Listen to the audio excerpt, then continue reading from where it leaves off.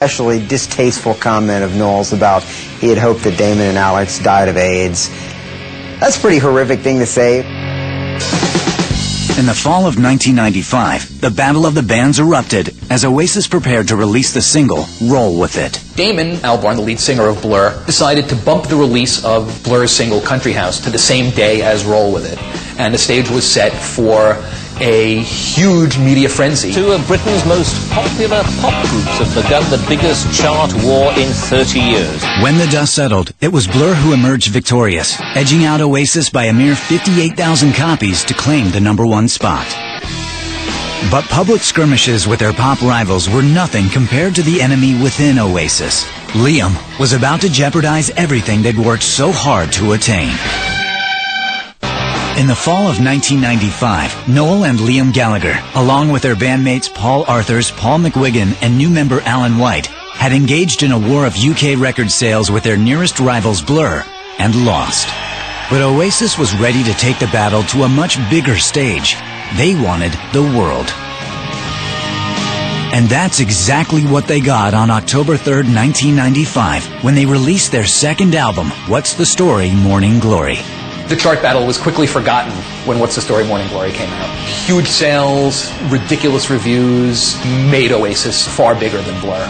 They had already been crowned the saviors of British rock, and the second album only cemented that even further and made them even bigger. The record debuted at #1 in the UK and became the fastest-selling album in British history since Michael Jackson's Bad. America was next. American radio just wasn't playing British rock in that time. And it took Oasis to really make that happen. But specifically, it took Wonderwall.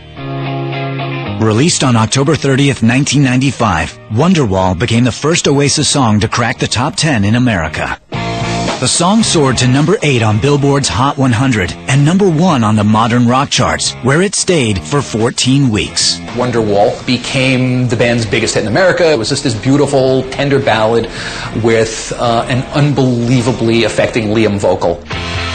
What's the Story? Morning Glory would sell more than 6.5 million copies worldwide, transforming the pub band from Burnage into international superstars. It was time for their label head, Alan McGee, to make good on an old pledge. In celebration of Oasis's huge success, Alan McGee made good on this early romantic promise that Noel had demanded, namely that he get a brown Rolls Royce when they conquer the world. So when it was determined that Oasis had officially conquered the world, Alan McGee bought Noel this car.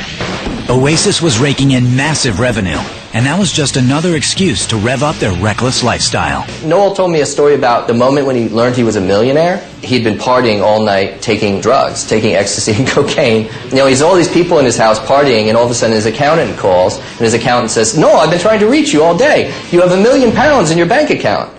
And Noel's like, "I'm a millionaire. Let's re-party." And they just went to town again. I don't know, you got to respect that, you know?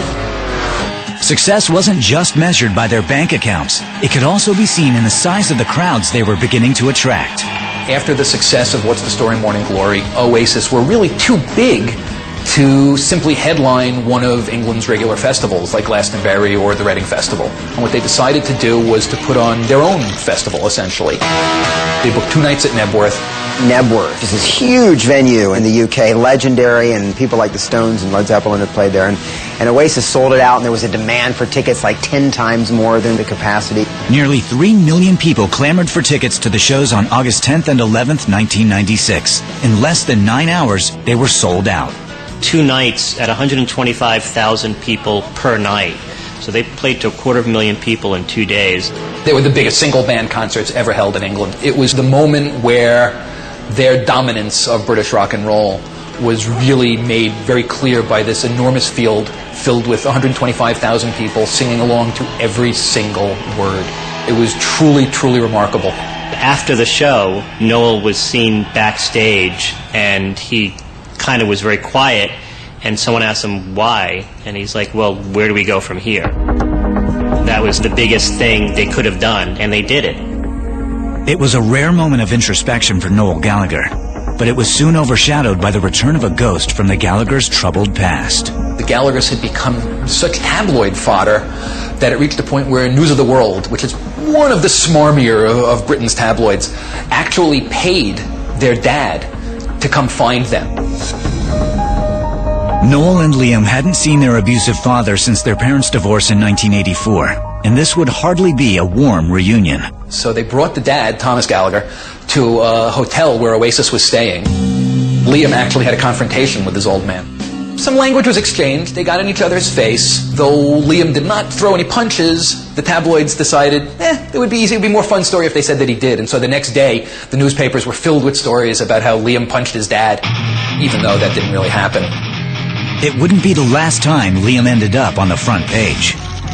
By 1996, he and his brother Noel had become the sole focus of the band in the media, far overshadowing their other bandmates. For a brief period of time, Liam Gallagher decided that he just didn't actually need to perform to be a rock star anymore. He could just hang out, and that would be good enough. The coke-fueled fighting was just like out of control. There was a moment when they were scheduled to play MTV Unplugged. They booked the Royal Festival Hall in London. They had some strings and some horn players, and right before the show, Liam informs the band that he will not be singing. Liam claimed that he was ill. He had a sore throat and he couldn't perform. It was like the Irish flu. It's like, yeah, you had too many pints last night and your throat hurts a little bit and you just don't feel like it. So Noel decided to be the frontman for the band for the night. And as he was performing, He was up in the balcony with Liam Gallagher drinking a beer and heckling his brother throughout the whole show. Oh, there you are. So that even though the band was playing with Noel singing, Liam was still the center of attention up in the box. It's going to be the last one. Oh, you clever bastard. It was entertaining, but like entertaining, like kind of train wreck entertaining.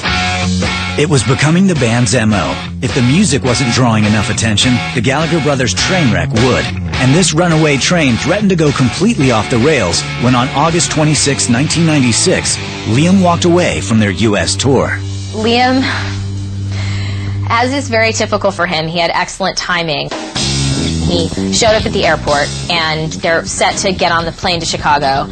And Liam's like, I'm just not feeling it. And that was how he broke the news to his brother and his bandmates that he wasn't going to help make them famous in the States.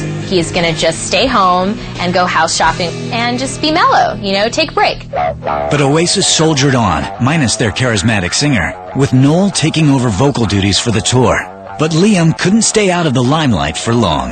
Noel carried on without him for a few dates. Liam realized that Noel was calling his bluff, showed up, did a couple shows. this kind of behavior says a lot about their attitude. Noel really is the ambitious one. Liam is the rock star, and he's immature about it. He just doesn't have the strength to really look at this as a career and see that every step that he takes really has an impact on the band and on how their music is perceived. Liam rejoined the band on August 30th in Michigan, but his return was hardly the salvation of their U.S. tour. Their souring sibling rivalry was about to turn a bad situation into a true disaster. They got in a huge fight. Liam was just being awful, and Noel bailed.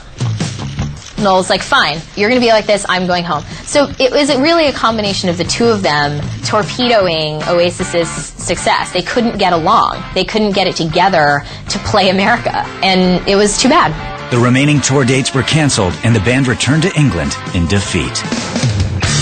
Despite the setback, the band had reason to feel exhilarated. In just 2 short years, Oasis had scaled the heights of pop stardom, and they were enjoying all the perks of fame and fortune. But the rock and roll debauchery was about to turn self-destructive.